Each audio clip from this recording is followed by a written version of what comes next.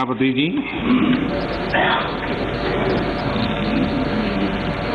मैं राष्ट्रपति जी के प्रेरक उद्बोधन पर आभार प्रस्ताव की चर्चा में शरीक होने के लिए और राष्ट्रपति जी का धन्यवाद करने के लिए कुछ बातें प्रस्तुत करूंगा।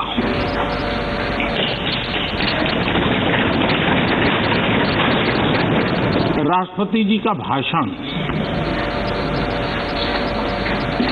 भारत के 130 करोड़ नागरिकों की संकल्प शक्ति का परिचय है। विकट और विपरीत काल में भी यह देश किस प्रकार से अपना रास्ता चुनता है, रास्ता तय करता है और रास्ते पर अचीव करता हुआ आगे बढ़ता है, ये सारी बातें विस्तार से राष्ट्रपति जी ने अपने अभिभाषण में कही है। उनका एक एक शब्द देशवासियों में एक नया विश्वास पैदा करने वाला है और हर किसी के दिल में देश के लिए कुछ करने की प्रेरणा जगाने वाला है। और इसलिए हम उनका जितना आभार व्यक्त करें उतना कम है। इस सदन में भी 15 घंटे से ज्यादा चर्चा हुई है। रात को 12-12 बजे तक हमारे सभी माननीय सांसदों ने इस चेतना को जगाए रखा है, चर्चा को जीवंत बनाया है, अधिक शार्पन किया है। इस चर्चा में भाग लेने वाले सभी माननीय सदस्यों का मैं हृदय से आभार व्यक्त करता हूं। मैं विशेष रूप से हमारी महिला सांसदों का आभार व्यक्त करना चाहता हूं, क्योंकि इस चर्चा में उनकी भागीदारी भी ज्यादा थी, विचारों की धार भी थी, रिसर्च करके बातें रखने का उनका प्रयास था और अपने आप को इस प्रकार से तैयार करके कि उन्होंने इस सदन को समृद्ध किया है, चर्चा को समृद्ध किया है। और इसलिए उनकी तैयारी, उनके तर्क और उनकी सूझबूझ, इसके लिए मैं विशेष रूप से महिला सांसदों का अभिनंदन करता हूं, उनका आभार व्यक्त करता हूं। आदरणीय अध्यक्ष महोदय, भारत आजादी के 75वें वर्ष एक प्रकार से अभी दरवाजे पर दस्तक दे ही रहे हैं। 75 वर्ष का पड़ाव हर हिंदुस्तानी के लिए गर्व का है और आगे बढ़ने के पर्व का भी है।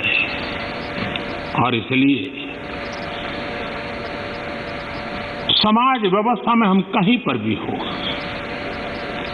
देश के किसी भी कोने में हो, सामाजिक आर्थिक व्यवस्था में हमारा स्थान कहीं पर भी हो, लेकिन हम सब ने मिलकर के आजादी के इस पर्व से एक नई प्रेरणा प्राप्त करके, नए संकल्प लेकर के 2047 जब देश आजादी के 100 साल मनाएगा, हम उस 100 साल की भारत की आजादी की यात्रा के 25 साल हमारे सामने हैं।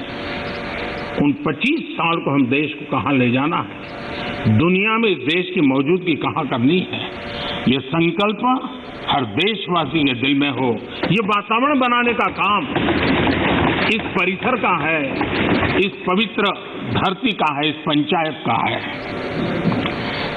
आदरणीय अध्यक्ष जी, देश जब आजाद हुए और जो आखिरी ब्रिटिश कमांडर थे वो यहां से जब गए तो आखिर में वो यही कहते रहते थे कि भारत कई देशों का महाद्वीप है भारत कई देशों का महाद्वीप है और कोई भी इसे एक राष्ट्र कभी नहीं बना पाएगा, ये घोषणाएं हुई थी। लेकिन भारतवासियों ने इस आशंका को तोड़ा। जिनके मन में एक प्रकार के शक थे उसको समाप्त कर दिया और हम हमारी अपनी जिजीविषा, अपनी सांस्कृतिक एकता, हमारी परंपरा आज विश्व के सामने एक राष्ट्र के रूप में खड़े हैं और विश्व के लिए आशा का किरण बन करके खड़े हुए हैं। ये 75 साल की हमारी यात्रा में हमने पाया। कुछ लोग ये कहते थे कि India was a miracle democracy. ये भ्रम भी हमने तोड़ा है। लोकतंत्र की हमारी रगों में, हमारे सांस में किस प्रकार से बुना हुआ है। हमारी हर सोच, हर पहल, हर प्रयास लोकतंत्र की भावना से भरा हुआ रहता है। इस बात को हमने अनेक चुनाव आए, अनेक सत्ता परिवर्तन आए, बड़ी आसानी से सत्ता परिवर्तन आए और परिवर्तित सत्ता व्यवस्था को भी सबने हृदय से स्वीकार करके आगे बढ़ाया। 75 साल का ये क्रम रहा है और इसलिए लोकतांत्रिक मूल्यों के लिए और हम विविधताओं से भरे हुए देश हैं। सैकड़ों भाषाएं, हजारों बोलियां, भांति भांति का पहनाव, क्या कुछ नहीं है विविधताओं से भरा हुआ। उसके बावजूद भी हमने एक लक्ष्य, एक राह ये करके दिखाया है। आज जब हम भारत की बात करते हैं तो स्वाभाविक रूप से स्वामी विवेकानंद जी ने जो बात कही थी उसको मैं जरूर स्मरण करना चाहूंगा। विवेकानंद जी ने कहा था, every nation has a message to deliver, every nation has a message to deliver, a mission to fulfil, a destiny to reach. यानी हर राष्ट्र के पास एक संदेश होता है जो उसे पहुंचाना होता है। हर राष्ट्र का एक मिशन होता है जो उसे हासिल करना होता है। हर राष्ट्र के एक नियति होती है जिसको वह प्राप्त होता है। कोरोना के दरमियान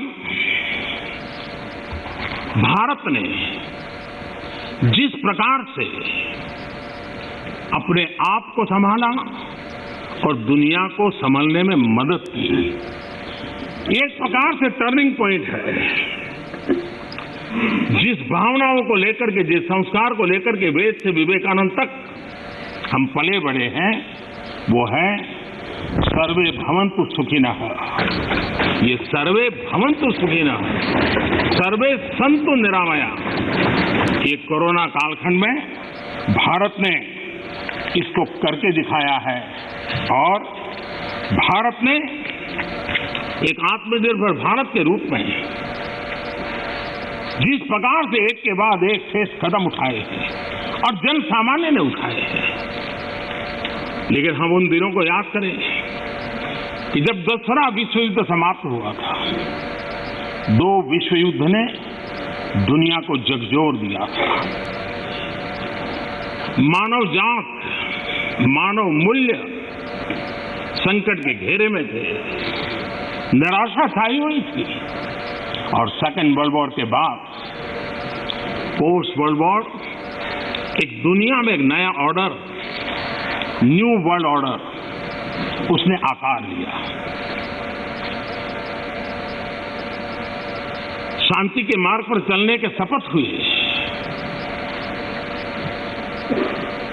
सैन्य नहीं, सहयोग, इस मंत्र को लेकर के दुनिया के अंदर विचार प्रबल होते गए। यूएन का निर्माण हुआ, इंस्टीट्यूशंस बनी, भांति भांति के मैकेनिज्म तैयार हुए ताकि विश्व को पोस्ट वर्ल्ड वॉर के बाद एक सुचारू ढंग से शांति की दिशा में ले जाया जाए। लेकिन अनुभव कुछ और निकला। अनुभव ये निकला, पोस्ट वर्ल्ड वॉर शांति की बातों के बीच भी हर कोई जिसकी ताकत थी अपनी सैन्य शक्ति बढ़ाने लगा। वर्ल्ड वॉर के पहले दुनिया के पास जो सैन्य शक्ति थी, यूएन के बाद वो सैन्य शक्ति अनेक गुना बढ़ गई।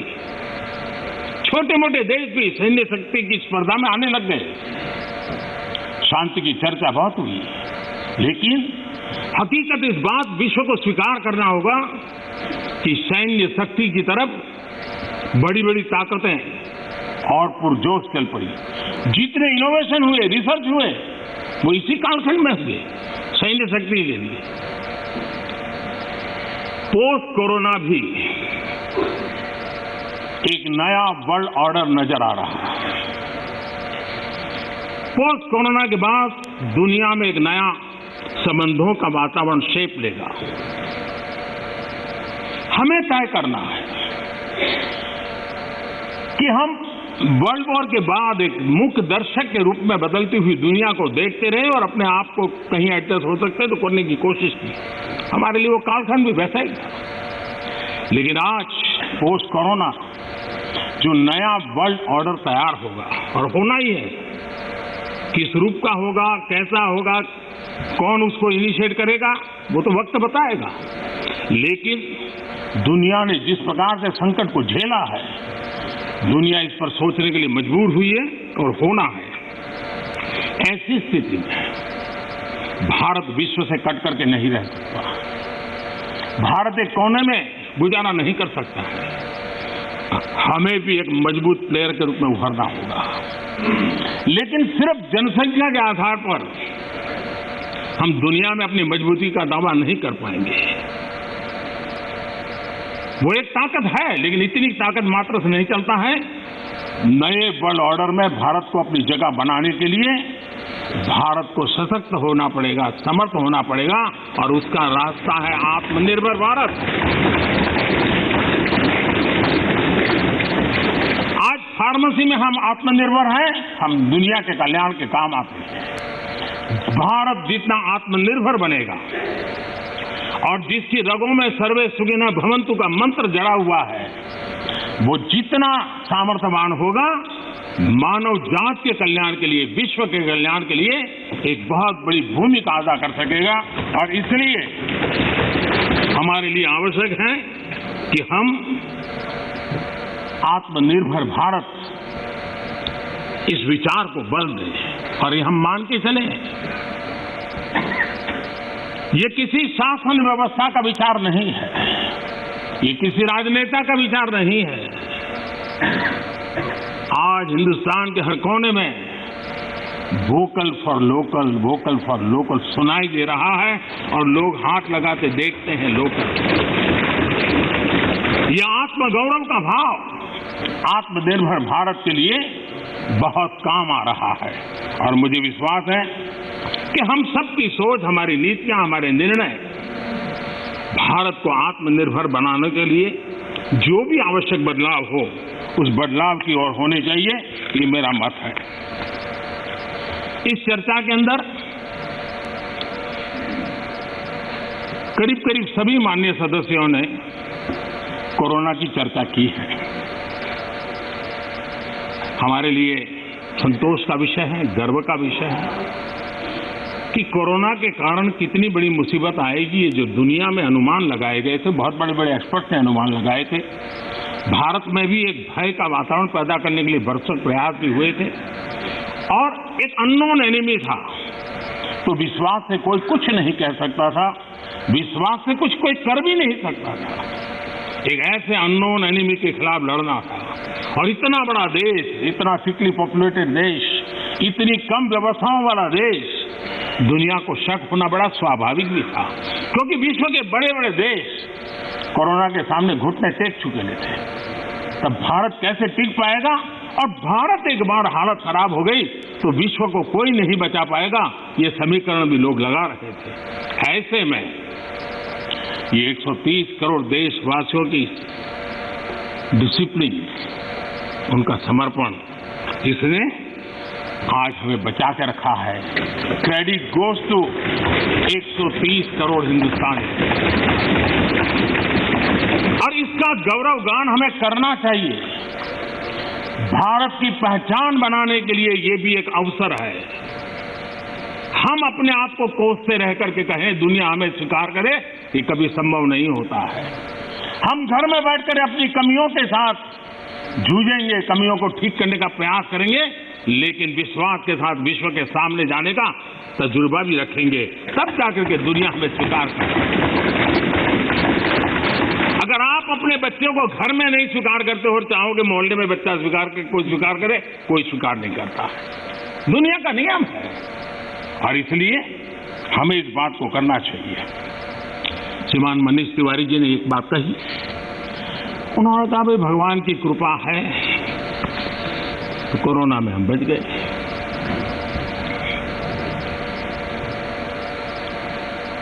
मैं इस बात से जरूर कुछ कहना चाहूंगा, ये भगवान की ही कृपा है जिसके कारण दुनिया इतनी बड़ी हिल गई, हम बच गए। भगवान की क्योंकि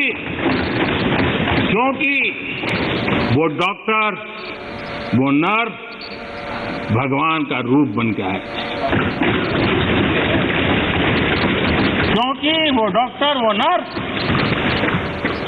अपने छोटे छोटे बच्चों को शाम को घर लौटूंगा कह करके जाते थे, 15-15 दिन तक लौट नहीं सकते थे, वो भगवान का रूप लेकर के आए। हम कोरोना से जीत पाए क्योंकि ये हमारे सफाई कर्मचारी, मौत और जिंदगी का खेल उनके लिए भी था, लेकिन जिस मरीज के पास कोई नहीं जा सकता था, मेरा सफाई कर्मचारी वहां जाकर के उसको साफ सुथरा रखने का प्रयास करता था।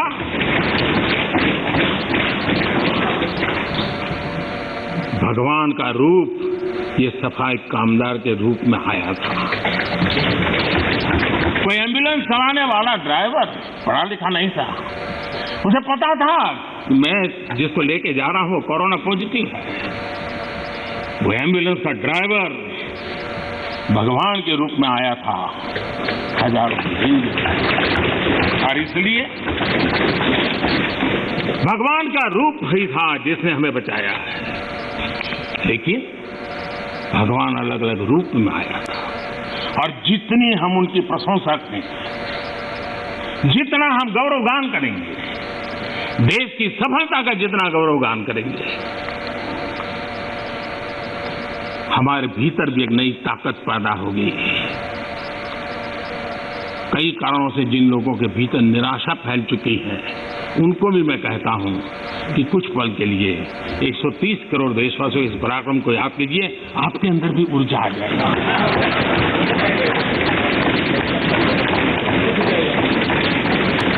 माननीय अध्यक्ष जी, इस कोरोना काल एक ऐसा कसौटी का काल था जिसमें सच्ची कसौटी तब होती है जब संकट होता है। सामान्य स्थिति में बहुत जल्दी ध्यान में नहीं आता। दुनिया, बड़े बड़े देश, कोरोना में जो हुआ वो तो है, लेकिन उन्होंने हर एक ने तय किया कि वे अपने नागरिकों को सीधे पैसे पहुंचाएंगे ताकि इस संकट की घड़ी में उनके नागरिकों को मदद मिले।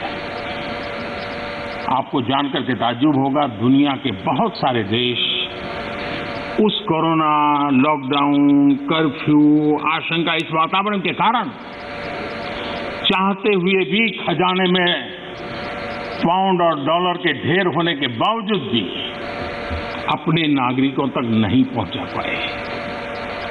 बैंक बंद, पोस्ट बंद, व्यवस्थाएं बंद, कुछ नहीं कर पाए। इरादा था, घोषणाएं भी हुई। ये हिंदुस्तान है कि जो इस कोरोना कालखंड में भी करीब करीब 75 करोड़ से अधिक भारतीयों को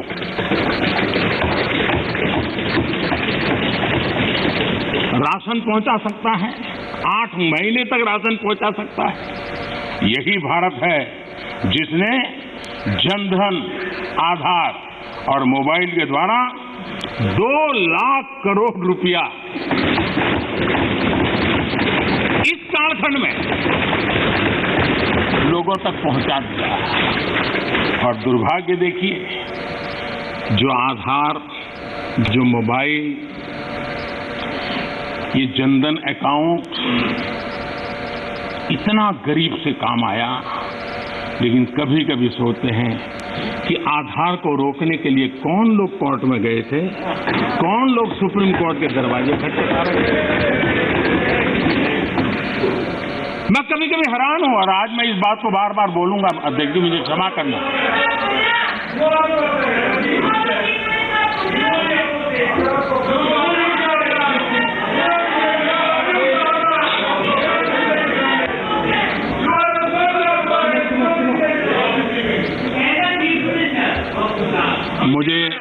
मुझे 1 मिनट का विराम देने के लिए मैं आपका बहुत आभारी हूं।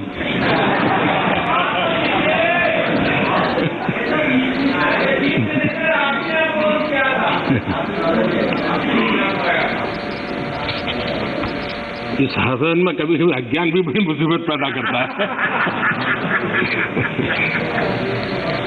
मान्य अध्यक्ष जी, ठेले वाले, रेहड़ी पटरी वाले लोग इस कोरोना कालखंड में उनको धन मिले, उनके पैसे मिले, ये उनके लिए किया गया और हम कर पाए। आदरणीय अध्यक्ष जी, हमारी अर्थव्यवस्था इस कालखंड में भी हमने रिफॉर्म का सिलसिला जारी रखा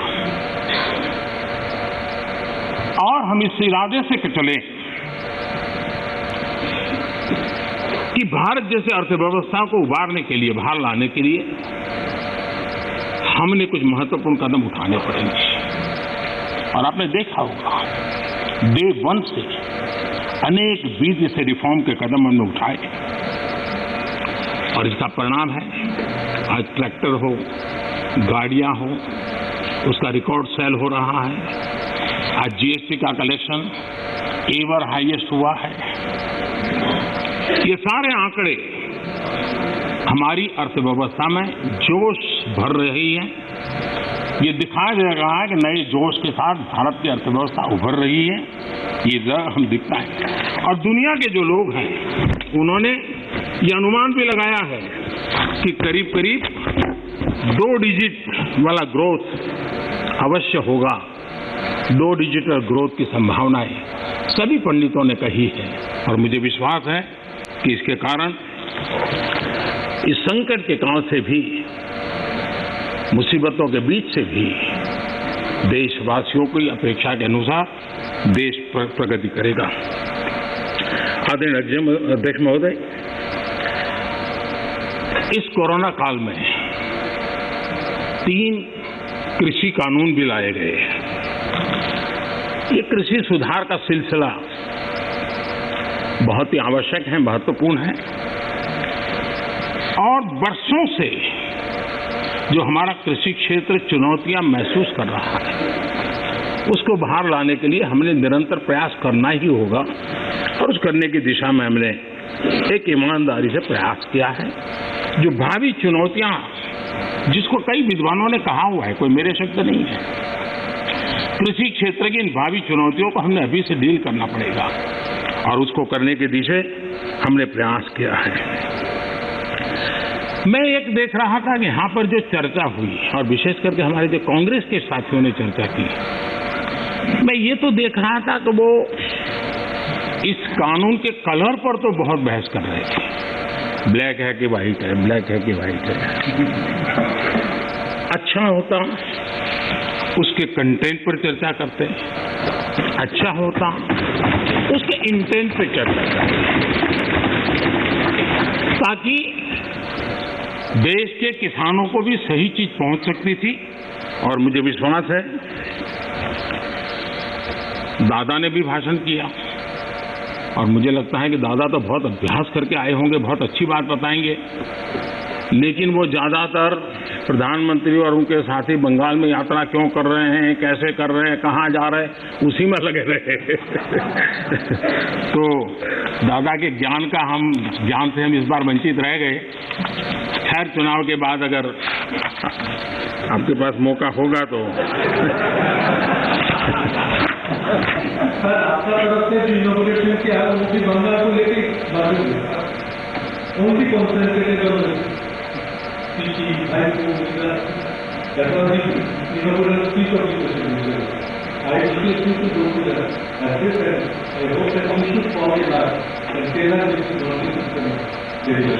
ये कितना महत्वपूर्ण प्रदेश है, इसीलिए हम कर रहे हैं। हाँ, आप लोगों ने इसको इतना पीछे छोड़ दिया, हम तो इसको प्रमुखता देना चाहते हैं।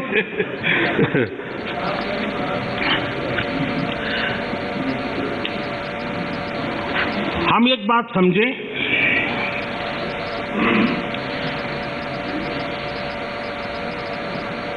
जहां तक आंदोलन का सवाल है, दिल्ली के बाहर हमारे जो किसान भाई बहन बैठे हैं, जो भी गलत धारणाएं बनाई गई, जो अफवाहें फैला गई, उसके शिकार हुए हैं। लेकिन मेरा पूरा भाषण बोलने के बाद सब कीजिए, आपको मौका मिला था।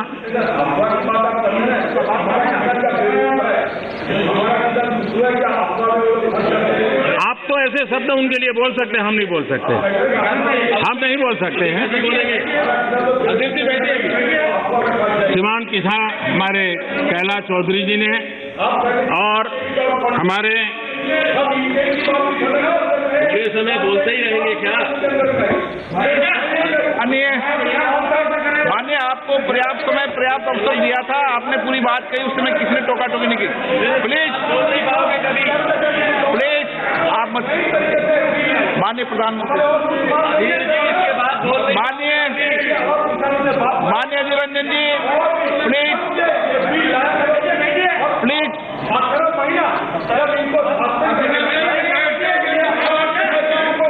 माननीय अधीर रंजन जी, प्लीज।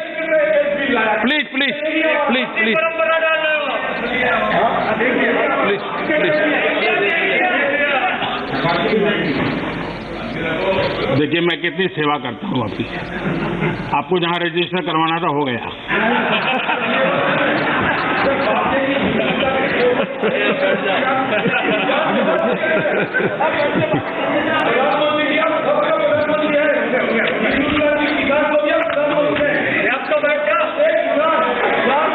माननीय अध्यक्ष जी,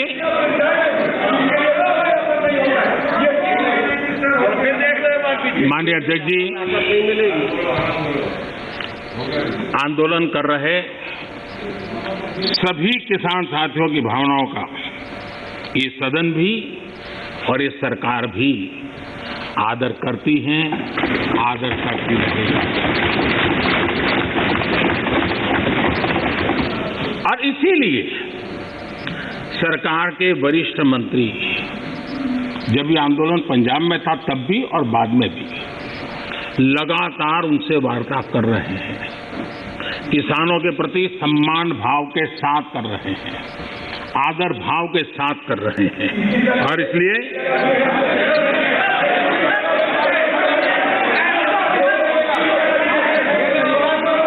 आपने 30 मिनट, 1 मिनट नहीं पाएंगे। आपका कोई रिकॉर्ड नहीं है, बैठिए।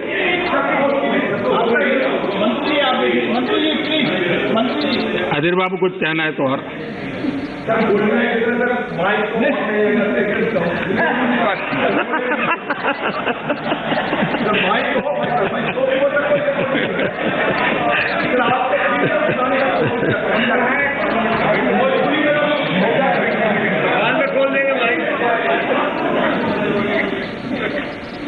माननीय अध्यक्ष जी, बीच बीच में जरूरी होता है सब। लगातार बातचीत होती रही है और जब पंजाब में आंदोलन चल रहा था उस समय भी हुई है, दिल्ली आने के बाद हुई, ऐसा नहीं है। बातचीत में किसानों की शंकाएं क्या है वो ढूंढने का भी भरपूर प्रयास किया गया। उनसे लगातार कहा गया कि भाई अपन एक एक मुद्दे पर चर्चा करें, और नरेंद्र सिंह जी तोमर ने इस विषय में विस्तार से बताया भी है राज्यसभा में, तो क्लोज बाय क्लोज चर्चा करने के लिए भी कहा। और हम मानते हैं कि अगर इसमें कोई कमी हो और सचमुच में किसान का नुकसान करते उसमें बदल करने में क्या जाता है जी। ये देशवासियों के लिए है, अगर कोई निर्णय करते हैं तो किसानों के लिए है। लेकिन हम इंतजार करते हैं, अभी भी हम इंतजार करते हैं कि वो अगर कोई चीज स्पेसिफिक बताते हैं और अगर वो कन्विंसिंग है तो हमें कोई संकोच नहीं है। और इसीलिए हम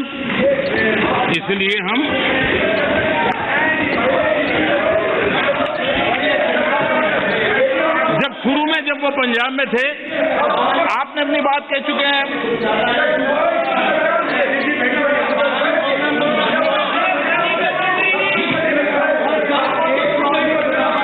एक मिनट बोल दिया ना, नहीं ऐसा ठीक नहीं है।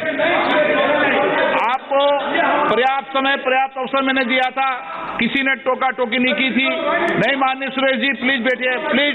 नो, ये तरीका नहीं है, नहीं, नो।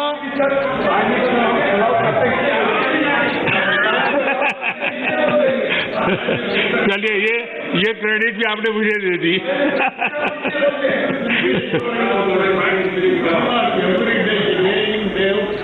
मिस्टर बालू प्लीज, प्लीज।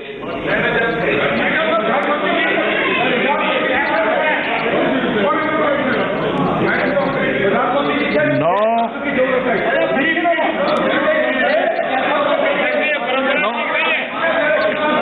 प्लीज आप बैठिए, आपको किसने कहा?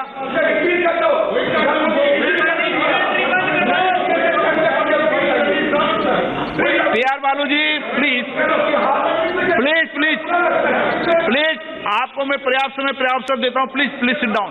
माननीय प्रधानमंत्री जी, आपका कोई नोट नहीं हो रहा। माननीय प्रधानमंत्री,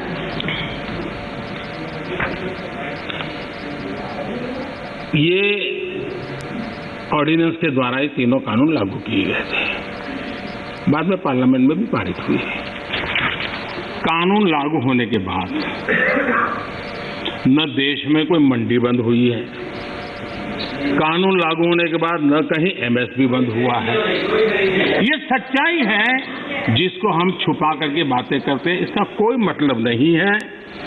इतना ही नहीं, MSP की खरीदी भी बढ़ी है और ये कानून नए बनने के बाद बढ़ी है। और इसलिए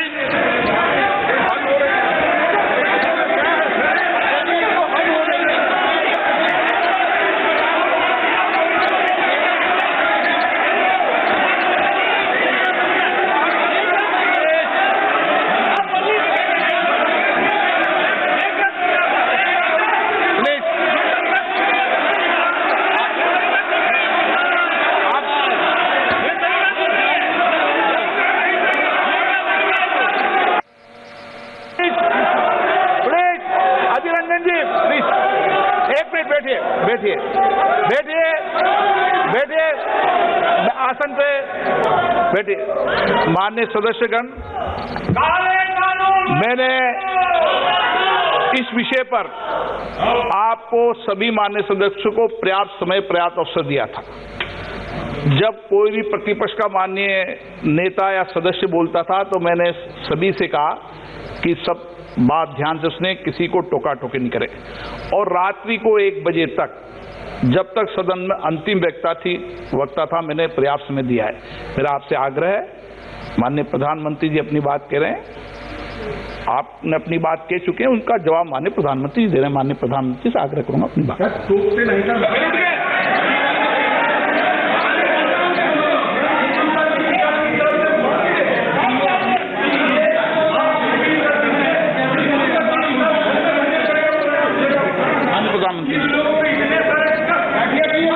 माननीय अध्यक्ष जी, ये हो हल्ला, ये आवाज, ये रुकावटें डालने का प्रयास एक सोची समझी रणनीति के तहत है। और सोची समझी रणनीति ये है कि जो झूठ फैलाया है जो अफवाहें फैलाई हैं उसका पर्दाफाश हो जाएगा, सत्य वहां पहुंच जाएगा तो उनका टिकना भारी हो जाएगा। और इसलिए हो हल्ला करते रहो, जैसा बाहर करते रहो वैसा अंदर भी करते रहो, यही खेल चलता रहा है। लेकिन इससे कभी भी आप लोगों का विश्वास नहीं जीत पाओगे, मान के चलो। माननीय अध्यक्ष जी, ऑर्डिनेंस के बाद और पार्लियामेंट में कानून बनने के बाद किसी भी किसान से मैं पूछना चाहता हूं कि पहले जो हक उनके पास थे, जो व्यवस्थाएं उनके पास थी, उसमें से कुछ भी इस नए कानून ने छीन लिया है क्या? इसकी चर्चा, उसका जवाब कोई देता नहीं है। सब कुछ वैसा का वैसा वो है पुराना। क्या हुआ है? एक अतिरिक्त विकल्प व्यवस्था मिली है, वो भी क्या कंपलसरी है? किसी कानून का विरोध तो तब मायना रखता है कि जब वो कंपलसरी हो, ये तो ऑप्शनल है। आपको मर्जी पड़े यहां जाना है जाइए, आपको मर्जी पड़े वहां नहीं जाना है वहां जाइए, जहां ज्यादा फायदा हो वहां किसान चला जाए, ये व्यवस्था की गई है। और इसलिए प्लीज अधीर रंजन जी, अब ज्यादा हो रहा है। अधीर रंजन जी प्लीज, अब ज्यादा हो रहा है, अब ज्यादा हो रहा है। मैं आपका रिस्पेक्ट करने वाला इंसान हूं और मैंने पहले कह दिया, आपने जितना किया जहां रजिस्टर होना हो गया। और बंगाल में भी टीएमसी से ज्यादा पब्लिसिटी आपको मिल जाएगी। बाबा क्यों इतना? हाँ दादा, देखो मैं बता दिया, चिंता मत करो, मैंने बता दिया।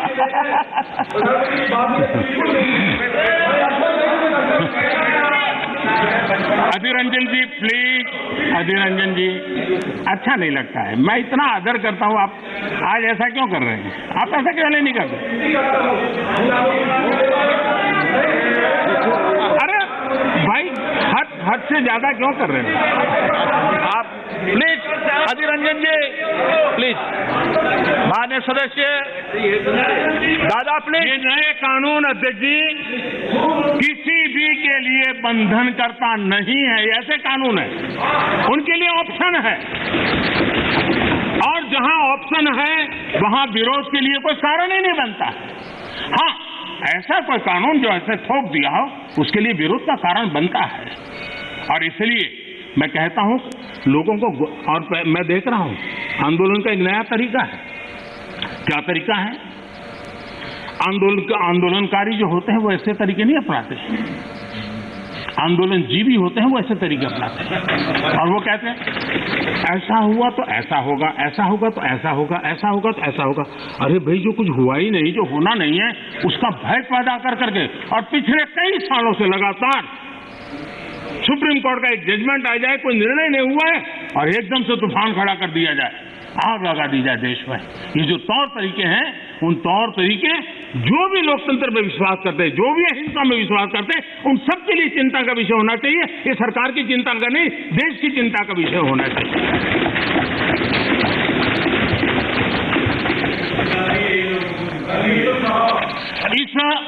प्लीज, बाद में समय मिलेगा आपको। नो, माननीय अध्यक्ष जी प्लीज, ये तरीका ठीक। माननीय अध्यक्ष जी, आप समझ, पुरानी मंडियों पर भी कोई पाबंदी नहीं है। इतना ही नहीं, इस बजट में इन मंडियों को आधुनिक बनाने के लिए, उनके इंफ्रास्ट्रक्चर को सुधारने के लिए और बजट की व्यवस्था की गई है। और उस बजट के माध्यम से माननीय अध्यक्ष जी, ये जो हमारे निर्णय है वो सर्वजन हिताय, सर्वजन सुखाय की भावना के साथ लिए गए। माननीय अध्यक्ष जी, क्या करते हैं आप? सीनियर व्यक्ति हैं, प्लीज बैठिए। माननीय अध्यक्ष जी, इस सदन के साथी भली भांति इस बात को समझते हैं, लेकिन कांग्रेस और कुछ दलों ने बड़े जोर शोर से बातें अपनी कही, लेकिन जिन बातों को लेकर के उनको कहना चाहिए कि भाई ये नहीं, ये अपेक्षा ये होती है कि उन्होंने इतना स्टडी करके आना है। इतना ही नहीं, जो लोग ये कहते हैं, हाँ, मैं हैरान हूं, पहली बार एक नया तर्क आया इस सदन में कि भाई हमने मांगा नहीं था तो दिया क्यों? हमने मांगा नहीं तो दिया क्यों? पहली बात है कि लेना न लेना आपकी मर्जी है, किसी ने किसी के गले मड़ा नहीं है, ऑप्शनल है, एक व्यवस्था है और देश बहुत बड़ा है। हिंदुस्तान के कुछ कोनों में इसका लाभ होगा, हो सकता है किसी एक आध कोने में न भी हो, लेकिन ये कंपलसरी नहीं है और इसलिए मांगा और दिए का मतलब नहीं होता है। लेकिन मैं फिर भी कहना चाहता हूं, इस देश में माननीय अध्यक्ष जी, दहेज का कानून, दहेज के खिलाफ कानून बने, ये इस देश में कभी किसी ने मांग नहीं की थी, फिर भी देश की प्रगति के लिए कानून बना था। माननीय अध्यक्ष जी, ट्रिपल तलाक, इसके खिलाफ कानून बने, ये किसी ने मांग नहीं की थी, लेकिन प्रगतिशील समाज के लिए आवश्यक है, इसलिए कानून हमने बनाए हैं। हमारे यहां बाल विवाह पर रोक, किसी ने मांग नहीं की थी कानून बनाओ, फिर भी कानून बने थे, क्योंकि प्रगतिशील समाज के लिए आवश्यक होता है। शादी की उम्र बढ़ाने के निर्णय किसी ने मांग नहीं की थी, लेकिन प्रगतिशील विचार के साथ वो निर्णय बदलने पड़ते हैं। बेटियों को संपत्ति में अधिकार किसी ने मांग नहीं की थी, लेकिन एक प्रगतिशील समाज के लिए आवश्यक होता है, तब जाकर के कानून बनाया जाता है। शिक्षा को अधिकार देने की बात किसी ने मांग नहीं की थी, लेकिन समाज के लिए आवश्यक होता है, बदलाव के लिए आवश्यक होता है, तो कानून बनते हैं।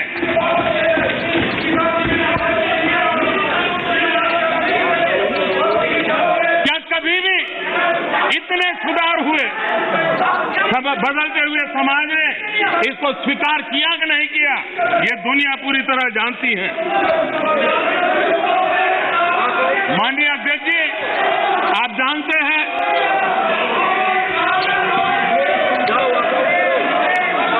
उन्होंने पर्याप्त समय, पर्याप्त अवसर दिया है बोलने का, ये तरीका ठीक नहीं है आपका।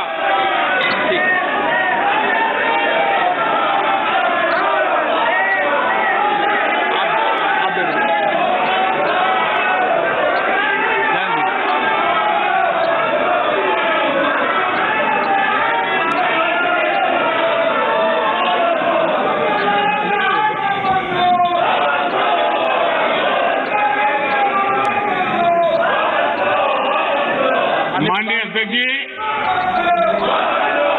हमें मानते थे कि हिंदुस्तान की बहुत पुरानी पार्टी कांग्रेस पार्टी, जिसने करीब करीब 6 दशक तक इस देश में एक चक्री शासन किया, ये पार्टी का ये हाल हो गया है कि पार्टी का राज्यसभा का तबका एक तरफ चलता है और पार्टी का लोकसभा का तबका दूसरी तरफ चलता है। ऐसी डिवाइडेड पार्टी, ऐसी कंफ्यूज पार्टी न खुद का भला कर सकती है, न देश की समस्याओं के समाधान के लिए कुछ सोच सकती है। इससे बड़ा दुर्भाग्य क्या हो सकता है? कांग्रेस पार्टी राज्यसभा में भी है, कांग्रेस पार्टी के वरिष्ठ नेता राज्यसभा में बैठे हैं, लेकिन वो एक बहुत आनंद और उमंग के साथ वाद विवाद करते हैं, विस्तार से चर्चा करते हैं, अपनी बात रखते हैं। और ये ही कांग्रेस पार्टी का दूसरा तबका अब समय तय करेगा। माननीय अध्यक्ष जी, ईपीएफ पेंशन योजना, हमें मालूम है कभी ऐसे केसेस मेरे सामने आया जब 2014 के बाद में आया बेटा, किसी को पेंशन 7 रुपये मिल रही थी, किसी को 25 रुपये, किसी को 50 रुपये, किसी को 250 रुपये, ये देश में चलता था। मैंने कहा भाई इन लोगों को ऑटो रिक्शा में वो पेंशन लेने जाने का भी खर्चा उससे ज्यादा होता होगा। किसी ने मांग नहीं थी, किसी मजदूर संगठन ने मुझे आवेदन पत्र नहीं दिया था। माननीय अध्यक्ष जी, उसमें से बाहर ला करके मिनिमम 1000 रुपये देने का निर्णय हमने किया था, किसी ने मांगा नहीं।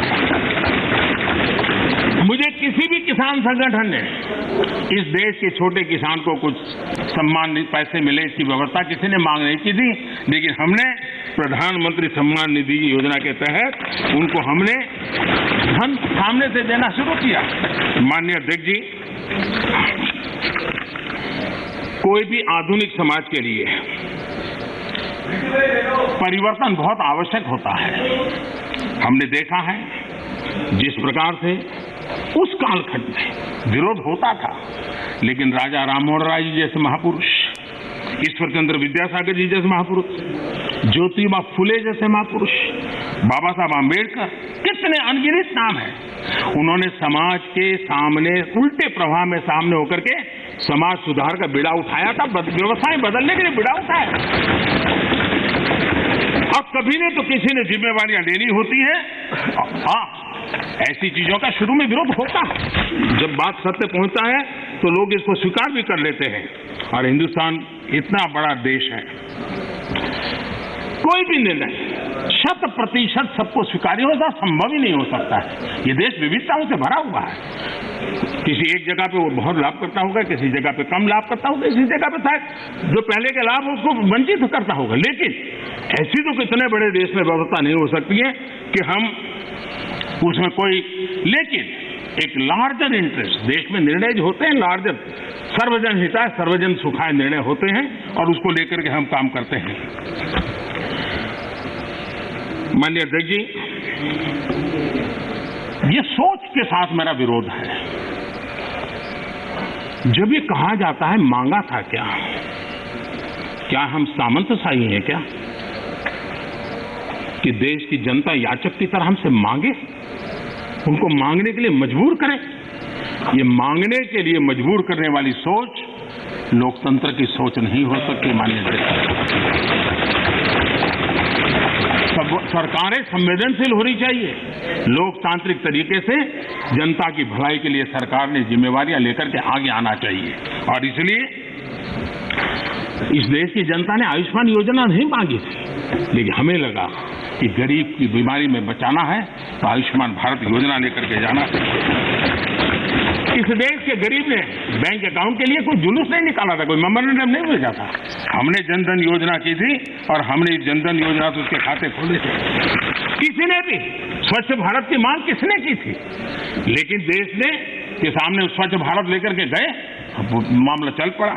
कहां लोगों ने कहा था मेरे घर में शौचालय बनाओ, किसी ने मांगा नहीं था, लेकिन हमने 10 करोड़ घरों में शौचालय बनाने का काम किया। मांगा जाए तभी सरकार काम करे, वो वक्त चला गया। ये लोकतंत्र है, ये सामंतशाही नहीं है। हम लोगों ने लोगों की संवेदनाओं को समझ करके हमने सामने से देना चाहिए। नागरिकों को याचक बना करके हम नागरिकों का आत्मविश्वास नहीं बढ़ा सकते हैं। हमने नागरिकों को अधिकार देने के दिशा में आगे बढ़ते रहना चाहिए। नागरिक को याचक बनाने से नागरिक का आत्मविश्वास खत्म हो जाता है।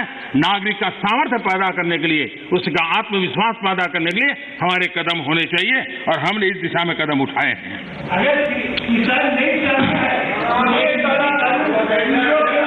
सरकार, एक मिनट दादा, अरे सुनो दादा, अरे दादा वही मैं कह रहा हूँ, दादा मैं वही कह रहा हूँ, जो नहीं चाहता है वो उसका उपयोग न करे, उसके पास पुरानी व्यवस्था है।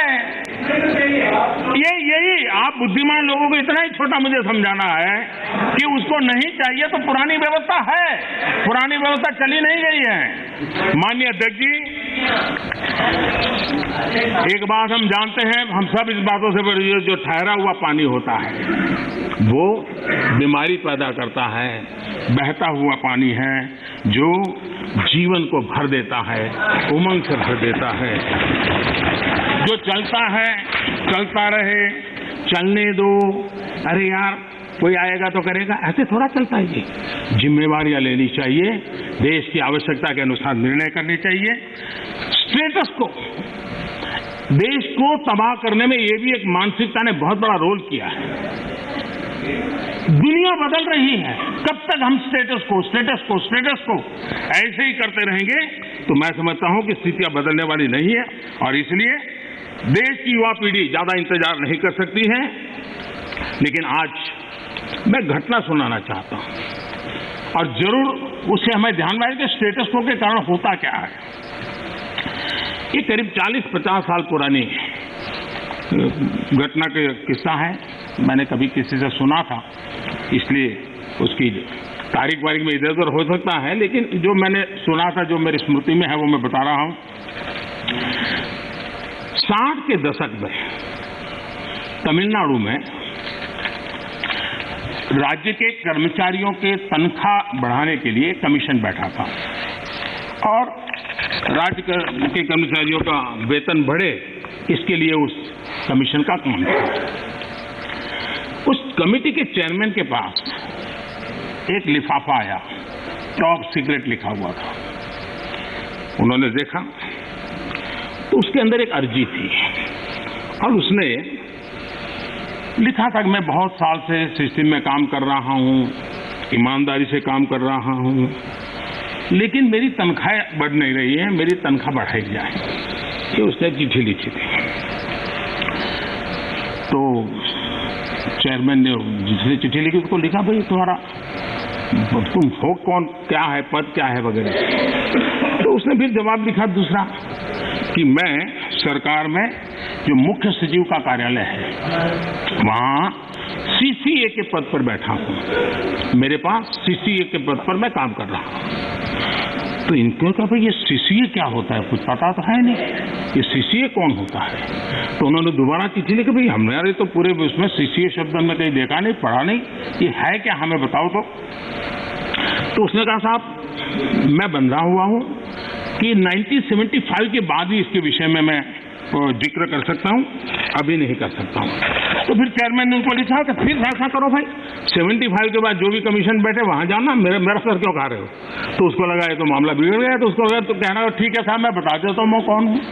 तो उसने उनको चिट्ठी लिख के बताया कि साहब मैं जो हूं वो सीसीए के पद पर कई वर्षों से काम कर रहा हूं और मुख्य सचिव के कार्यभार।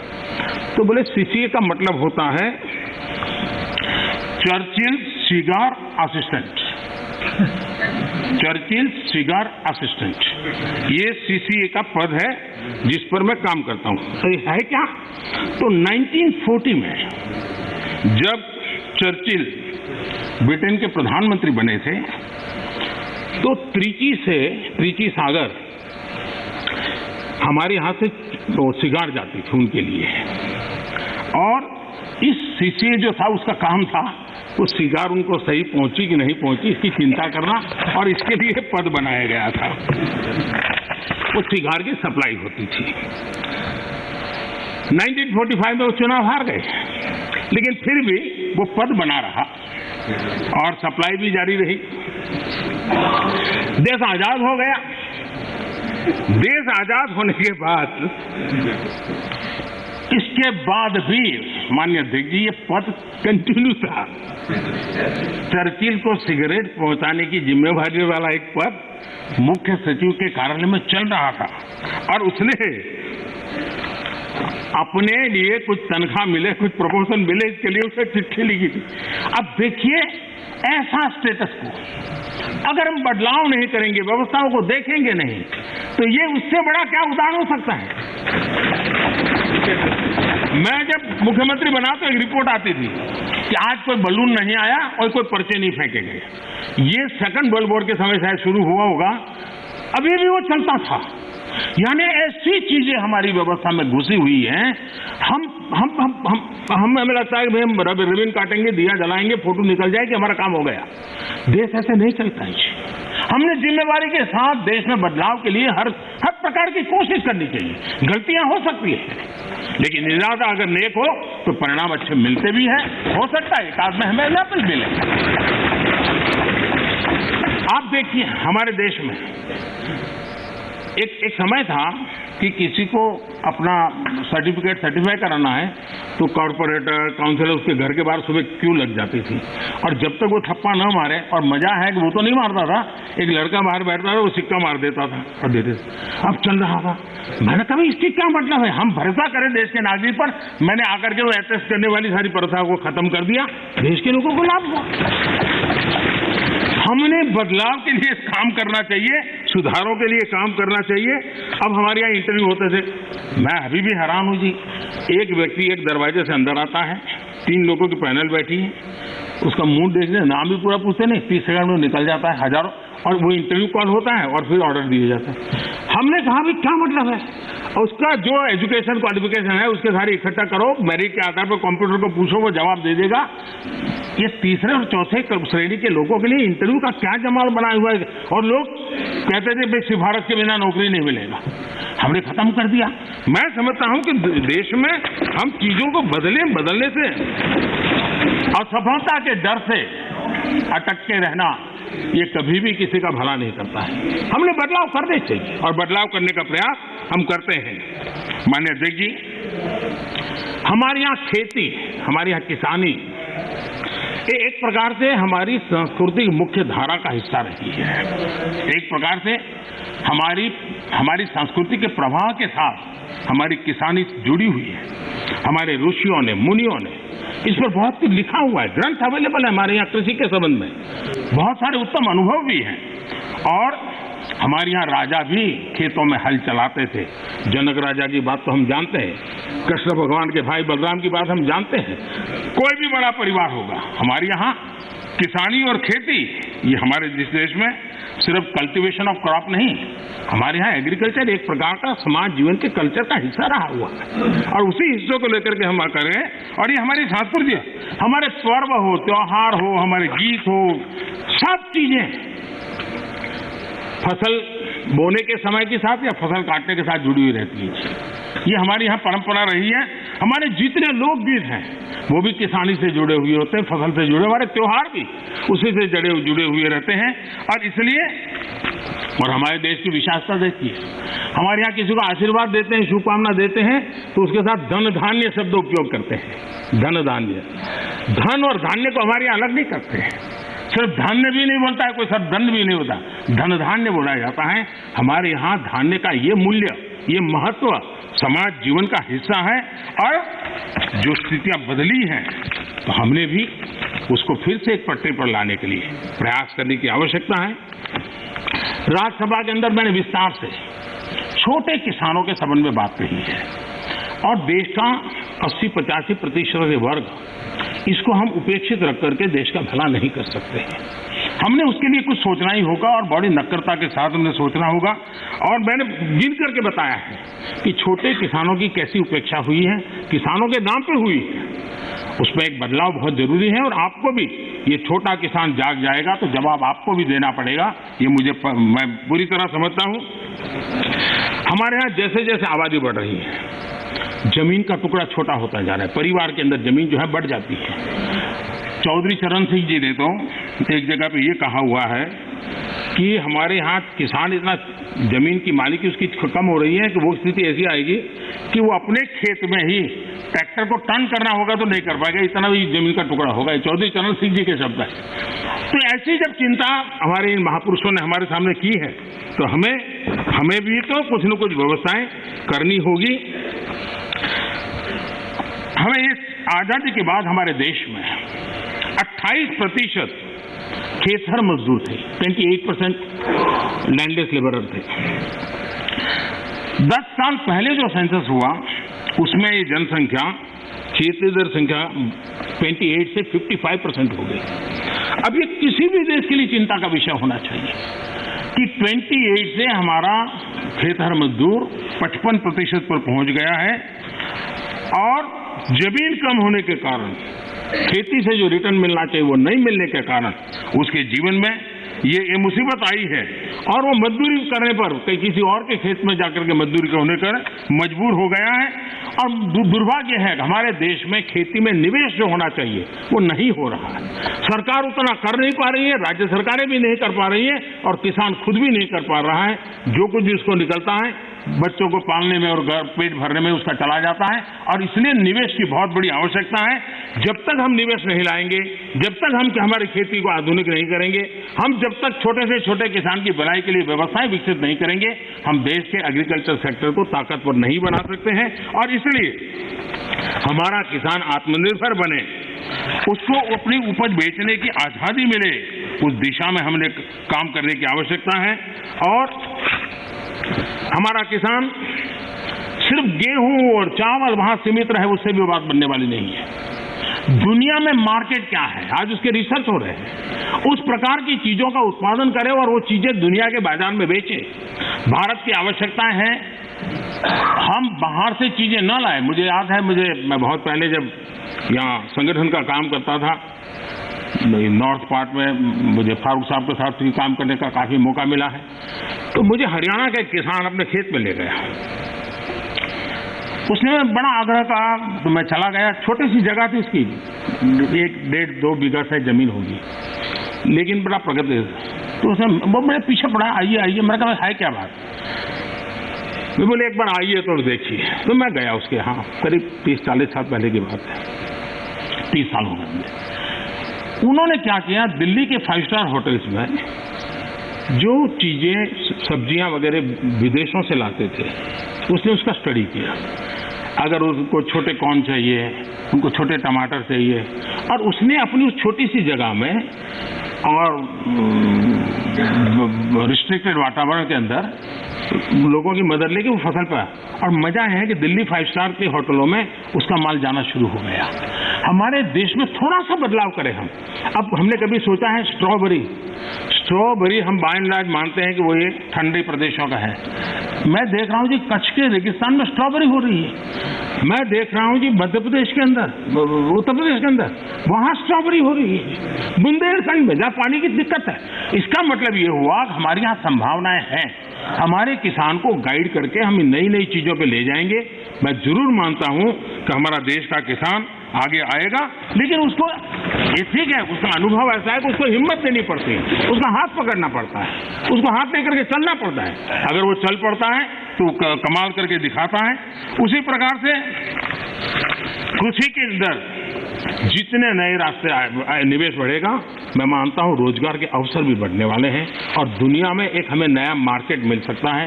हमारे यहाँ ग्रामीण अर्थव्यवस्था में सुधारने के लिए एग्रो बीज इंडस्ट्री की संभावनाएं भी बढ़ेगी और इसलिए हमें इस पूरे क्षेत्र को आत्मनिर्भर बनाने की दिशा में हमने जरूर काम करना चाहिए। कई विपरीत परिस्थितियों में भी हमारे किसान ने रिकॉर्ड उत्पादन किया है। कोरोना काल में भी रिकॉर्ड उत्पादन किया है। ये हम सब की जिम्मेदारी है कि हमारे किसान की जो परेशानियां हैं वो कम हो। उनके सामने जो चुनौतियां हैं वो चुनौतियां कम करने के लिए हम कुछ कदम उठाएं और इन कृषि सुधारों से हम उस दिशा में कुछ न कुछ करने का प्रयास कर रहे हैं। किसानों को एक बराबरी का प्लेटफॉर्म दे पाए, हम आधुनिक टेक्नोलॉजी दे पाए, उनके अंदर एक नया आत्मविश्वास भर पाए, उस दिशा में सकारात्मक सोच की बहुत आवश्यकता है। पुरानी सोच, पुराने मानदंड अब किसानी का भला कर पाते तो बहुत पहले कर पाते। सेकंड ग्रीन रिवॉल्यूशन की हम बातें कर ली, हम एक नए तौर तरीके लिए आगे बढ़ने की और सबको चिंतन के लिए राजनीति का विषय नहीं होना चाहिए। ये देश की भलाई के लिए बहुत आवश्यक है। मिल बैठ करके उसको हमने सोचना चाहिए। सभी दल चाहे सत्ता में हो या विपक्ष में, ये हम सबका दायित्व है और हमें 21वीं सदी में 18वीं शताब्दी की सोच से हमारे एग्रीकल्चर सेक्टर को हम उसकी चुनौतियों को पूरा नहीं कर सकते हैं। उसी को हमने बदलना होगा। कोई नहीं चाहता है कि हमारा किसान गरीबी के चक्कर में फंसा रहे, उसको जिंदगी जीने का हक न मिले। मैं मानता हूं कि उसको आश्रित रहना न पड़े, उसको पराधीन न रहना पड़े, सरकारी टुकड़ों पर पलने के लिए मजबूर न होना पड़े। ये जिम्मेवारी भी हम सबकी है और उस जिम्मेवारी को निभाना हमारे अन्नदाता समृद्ध हो, हमारा अन्नदाता कुछ न कुछ और ज्यादा देश के लिए कर सकें, उसके लिए अगर हम अवसर देंगे तो बहुत सारी। सरदार वल्लभ भाई पटेल एक बात कहते थे, वो कहते थे स्वतंत्रता प्राप्ति के बाद भी यदि परतंत्रता की दुर्गंध आती रहे तो स्वतंत्रता की सुगंध नहीं फैल सकती। जब तक हमारे छोटे किसान को नए अधिकार नहीं मिलते तब तक पूर्ण आजादी की उनकी बात अधूरी रहेगी और इसलिए बड़ा बदलाव कर करके हमको हमारे इन किसानों को एक लंबी यात्रा के लिए तैयार करना होगा और हम सबको मिलकर के करना होगा। गलत कुछ करने के इरादे से जब नहीं होना चाहिए, अच्छा करने के इरादे से होना चाहिए, किसी की भलाई करने के लिए होना चाहिए। हमारी सरकार ने छोटे किसानों के लिए हर कदम को आप देखेंगे तो छोटे किसानों को हमने बीज से लेकर के बाजार तक पिछले 6 वर्षों में अनेक ऐसे इंटरवेंशन किए हैं जो छोटे किसान की मदद कर सकते हैं, छोटा किसान का लाभ सकते हैं। अब जैसे डेयरी सेक्टर और कोऑपरेटिव सेक्टर सशक्त भी हैं और उसका एक मजबूत वैल्यू चेन भी बना है और सरकार की दखल कम से कम है, फिर भी वो अपने मजबूती पर आया है। हम धीरे धीरे फल फूल सब्जी की तरफ बल दे सकते हैं और उसके बाद धान्य की तरफ दे सकते हैं। हम बहुत ताकतवर बना सकते हैं। हमारे पास मॉडल है, सफल मॉडल है। उन सफल मॉडल का हमने प्रयोग करना चाहिए। हमने उनको वैकल्पिक बाजार देना चाहिए। दूसरा एक महत्वपूर्ण काम जो हमने किया है 10,000 फार्मर्स प्रोड्यूसर ऑर्गेनाइजेशन, ये किसानों के लिए, छोटे किसानों के लिए एक बहुत बड़ी ताकत के रूप में उभरने वाले हैं। और जहां जहां महाराष्ट्र में विशेष प्रयोग हुआ है एफपीओ बनाने का, कई और राज्यों ने भी, केरल में भी कम्युनिस्ट पार्टी के लोग काफी मात्रा में एफपीओ बनाने काम में लगे हुए हैं। लेकिन इसके कारण किसान अपना बाजार ढूंढने के लिए एक सामूहिक शक्ति के रूप में उभरेगा। ये 10,000 एफपीओ बनने के बाद आप देखना कि गांव के अंदर किसान छोटे हैं, उसको बाजार की ताकत किसान डिक्टेट करेगा, वो बन जाएगी और किसान ताकतवर बनेगा, ये मेरा पूरा विश्वास है। इन एफपीओ के माध्यम से बैंक से पैसा भी मिल सकता है, वो छोटे छोटे भंडारण की व्यवस्था कर सकता है। अगर वो थोड़ी ताकत ज्यादा इकट्ठी करे तो छोटे छोटे कोल्ड स्टोरेज भी बना सकता है। और हमने 1 लाख करोड़ रुपया एग्रीकल्चर के इंफ्रास्ट्रक्चर के लिए भी तय किया है और उसको हम स्वयं सहायता जूथ सेल्फ हेल्प ग्रुप, इन सेल्फ हेल्प ग्रुप में भी करीब 7 करोड़ बहनें जुटी। गांव की बहनें अल्टीमेटली वो किसान की ही बेटियां होती हैं, किसी न किसी खेती से जुड़े हुए परिवार की बेटियां होती हैं और वे भी आज नेटवर्क किसानों की भलाई में काम आ रहा है। वो एक इकोनॉमिक एक्टिविटी का सेंटर बनते जा रहे हैं और इनके द्वारा भी, मुझे याद है गुजरात में वलसाड जिले में आदिवासियों के पास जमीन भी काफी ऊपर नीचे है, अनइवन लैंड है और बहुत छोटी जमीन है। हमने एक बाड़ी प्रोजेक्ट किया था और अब्दुल कलाम जी एक दिन अपना जन्मदिन वहां मनाने के लिए आए थे। उन्होंने कहा मुझे कोई प्रोटोकॉल नहीं चाहिए, मैं इन किसानों के साथ रहना चाहता हूं। बड़ा सक्सेसफुल प्रयोग था। महिलाएं काफी काम करती थी आदिवासी बेल्ट के अंदर और मशरूम, काजू वो गोवा की बराबरी का काजू पैदा करने लग गए थे और उन्होंने मार्केट प्राप्त किया था। छोटे किसान थे, छोटी जगह थी, लेकिन प्रयत्न किया तो परिणाम मिला और अब्दुल कलाम जी ने इसके विषय में लिखा भी है, उन्होंने आकर के देखा था। तो मैं कहता हूं कि हमने नए प्रयासों की दिशा में जाना चाहिए। अब हम देखिए दाल की हमारे यहाँ कठिनाई थी। मैंने 2014 में आके किसानों के सामने रिक्वेस्ट की, उन्होंने देश के अंदर दाल की कठिनाइयों से हमें मुक्त कर दिया और उनको बाजार भी मिल गया, और मैं देख रहा हूं कि आजकल ऑनलाइन ऑफलाइन इनाम के द्वारा भी गांव का किसान भी अपना माल बेच रहा है। हमने किसान रेल का एक प्रयोग किया इस कोरोना कालखंड का उपयोग करते हुए, और ये किसान रेल और किसान उड़ान ये भी अपने आप में बड़े बाजारों तक छोटे किसानों पहुंचाने का एक बहुत बड़ा मदद मिली है। एक प्रकार से ये ट्रेन जो है चलता फिरता कोल्ड स्टोरेज है।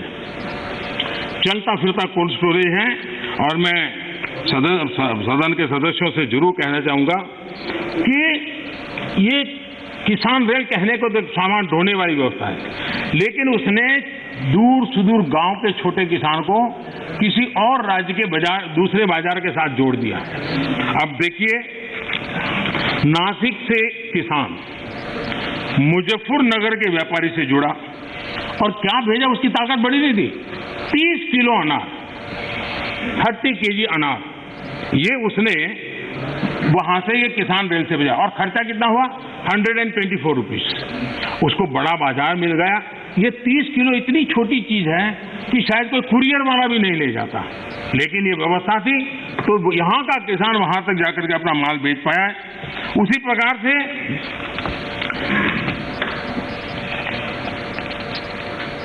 जो भी उसको सुविधा मिलती है वो चाहे अंडे, मैंने देखा है कि एक अंडे किसी ने भेजे और अंडे भी उसको करीब 60 रुपये खर्चा हुआ भेजने का, और उसके अंडे पहुंच गए, समय पर पहुंच गए, उसका माल बिक गया। देवलाली का एक किसान 7 kg उसकी कीवी, उसको उसने दानापुर भेजी, भेजने का खर्चा 60 रुपीज हुआ, लेकिन उसको 7 किलो की कीवी का अच्छा बाजार मिला और दूसरे राज्य पे जाकर के मिला। किसान रेल लगती छोटी बात है, लेकिन कितना बड़ा परिवर्तन कर सकती है, इसका हम नमूना देखते हैं। माननीय अध्यक्ष जी, चौधरी चरण सिंह जी ने एक किताब लिखी है, भारत की अर्थनीति।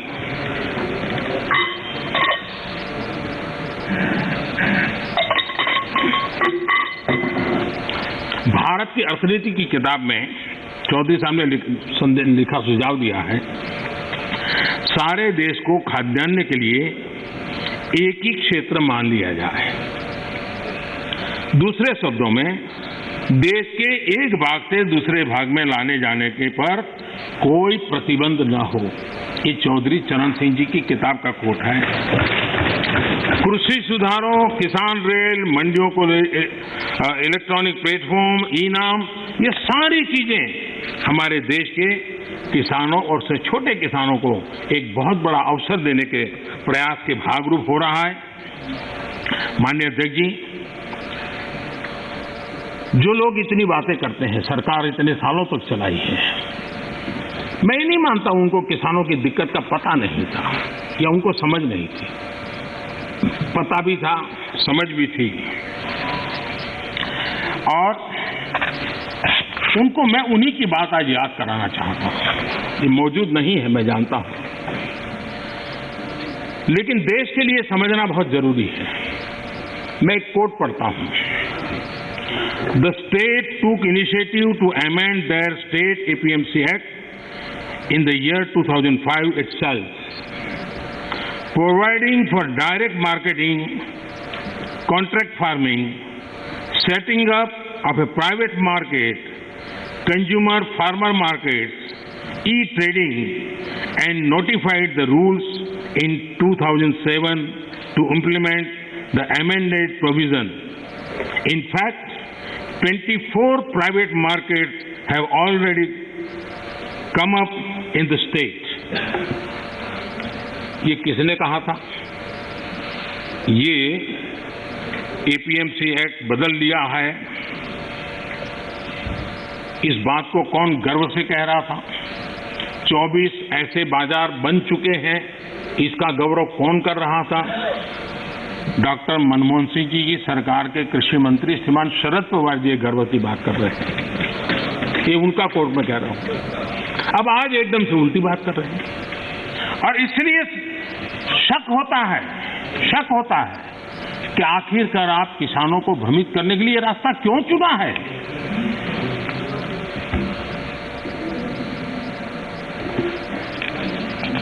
देश की मंडियां चल रहे हैं, सिंडिकेट और कीमतों को प्रभावित करने वाले नेक्सस में के बारे में जब उनको पूछा गया, उनको एक सवाल पूछा था कि ये नेक्सस है मंडियों वालों वगैरह का, तो क्या कहना है? तो शरद पवार का एक दूसरा जवाब है, वो भी बड़ा इंटरेस्टिंग है। उन्होंने कहा था, किसानों के बचाव के लिए ही तो एपीएमसी रिफॉर्म को प्रमोट किया जा रहा है, ताकि किसानों को एपीएमसी मंडियों का विकल्प मिले। जब ज्यादा व्यापारी रजिस्टर होंगे तब स्पर्धा बढ़ेगी और मंडी में सांठगांठ इससे खत्म होगी।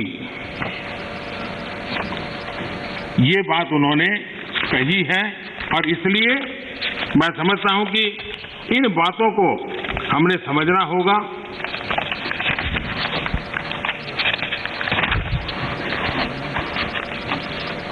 जहां इनकी सरकारें हैं अलग अलग, जो सामने बैठे हुए मित्रों की, उन्होंने भी कम अधिक मात्रा में इस कृषि क्षेत्र में रिफॉर्म करने का प्रयास किया भी है, और हम तो वो हैं जिन्होंने 1500 कानून खत्म किए थे।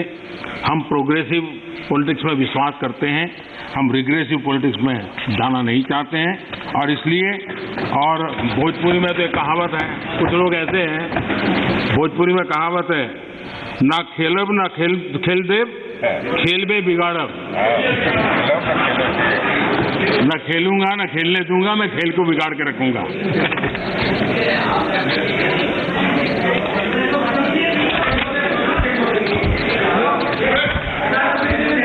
माननीय अध्यक्ष जी, देश का सामर्थ्य बढ़ाने में सभी का सामूहिक योगदान, कश्मीर से कन्याकुमारी तक, कच्छ से लेकर कामाख्या तक, जब हर भारतीय का पसीना लगता है तब जाकर के देश आगे बढ़ता है। मैं कांग्रेस के साथियों को याद दिलाना चाहता हूं कि देश के लिए पब्लिक सेक्टर जरूरी है तो प्राइवेट सेक्टर का भी भागीदारी उतनी ही आवश्यक है। सरकार ने मोबाइल मैन्युफैक्चरिंग को प्रोत्साहित किया, प्राइवेट पार्टियां आई, मैन्युफैक्चरर्स आए। आज गरीब से गरीब परिवार तक स्मार्टफोन पहुंच रहा है। टेलीकॉम में स्पर्धा को प्रोत्साहित किया गया तो मोबाइल पर बात करना करीब करीब जीरो हो गया और डेटा भी दुनिया में सबसे सस्ता आज हिंदुस्तान में है। यहां तक कि हमारी फार्मा इंडस्ट्री, हमारे वैक्सीन निर्माता, क्या ये सारे सरकारी हैं क्या? आज मानवता के काम अगर भारत आ रहा है तो हमारे इस प्राइवेट सेक्टर का भी बहुत बड़ा रोल है, प्राइवेट एंटरप्राइज का रोल है और हमें हमारे देश के नौजवानों पर भरोसा होना चाहिए। हमारे देश के नौजवानों पर भरोसा रखना चाहिए। इस प्रकार से कोसते रहेंगे, उनको नीचा दिखाते रहेंगे और हम किसी भी प्राइवेट एक्टिविटी को नकार देंगे। कोई जमाना होगा जब कुछ सरकार करेगी, उस जमाने में जरूर होगा, किया होगा। आज दुनिया बदल चुकी है, समाज की अपनी ताकत है, देश के अंदर ताकत है। हर एक किसी को अवसर मिलना चाहिए और उनको इस प्रकार से बेईमान घोषित करना, उनके लिए गंदी भाषा का प्रयोग करना, ये कल्चर किसी जमाने में वोट पाने के लिए काम आया होगा, आज वो आने वाला नहीं है। कृपा करके हम, और मैंने लाल किले पर से बोला, वेल्थ क्रिएटर भी देश को जरूरी होते हैं, तभी तो वेल्थ बांटेंगे। गरीब तक वेल्थ बांटेंगे कहां से? रोजगार देंगे कैसे? और सब कुछ बाबू ये करेंगे। आईएएस बन गया मतलब वो फर्टिलाइजर का कारखाना भी चलाएगा, आईएएस हो गया तो केमिकल का कारखाना भी चलाएगा, आईएएस हो गया वो हवाई जहाज भी चलाएगा। ये कौन सी बड़ी ताकत बना के रख दी है हमने? बाबुओं के हाथ में देश दे करके हम क्या करने वाले हैं? हमारे बाबू भी तो देश के हैं, तो देश का नौजवान भी तो देश का है। हम हमारे देश के नौजवानों को जितना ज्यादा अवसर देंगे, मुझे लगता है उसको उतना ही लाभ होने वाला है। माननीय अध्यक्ष जी, जब तथ्यों के आधार पर बात टिकती नहीं है तो ऐसा होता है जो अभी देखा, आशंकाओं को हवा दी जाती है, ये हो जाएगा, वो हो जाएगा, और माहौल ये आंदोलनजीवी पैदा करते हैं। माननीय अध्यक्ष जी, किसान आंदोलन की पवित्रता, और मैं बहुत जिम्मेवारी के शब्द प्रयोग करता हूं, मैं किसान आंदोलन को पवित्र मानता हूं और भारत के लोकतंत्र में आंदोलन का महात्म्य है और रहने वाला है और जरूरी भी है। लेकिन जब आंदोलनजीवी पवित्र आंदोलन को अपने लाभ के लिए बर्बाद करने के लिए निकलते हैं तब क्या होता है? कोई मुझे बताए, 3 किसान कानून की बात हो और दंगाबाज लोग जो जेल में हैं, जो संप्रदायवादी लोग जो जेल में हैं, जो आतंकवादी लोग जेल में हैं, जो नक्सलवादी जेल में हैं, उनकी फोटो लेकर के उनकी मुक्ति की मांग करना, ये किसानों के आंदोलन को अपवित्र करने का प्रयास है कि नहीं? माननीय अध्यक्ष जी, इस देश में टोल प्लाजा, सभी सरकारों ने स्वीकार की हुई व्यवस्था है। टोल प्लाजा इस देश में सभी सरकारों ने की हुई व्यवस्था है और उस टोल प्लाजा को तोड़ना, उस टोल प्लाजा को कब्जा करना, उस टोल प्लाजा को न चलने देना, ये जो तरीके चले हैं वो तरीके क्या पवित्र आंदोलन को कलंकित करने का प्रयास है कि नहीं?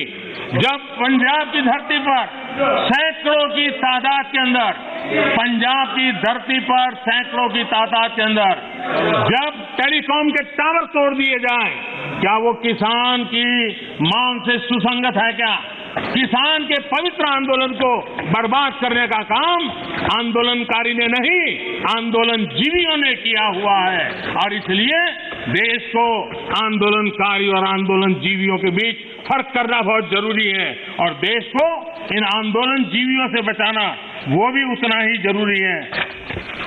अफवाहें फैलाना, झूठ फैलाना, गुमराह करना और देश को दबोच करके रख देना, देश बहुत बड़ा है, देश के सामान्य मानवी की आशा आकांक्षाएं बहुत है और उनको लेकर के हमने आगे बढ़ना है और उस दिशा में हम प्रयास कर रहे हैं। देश में एक बहुत बड़ा वर्ग है,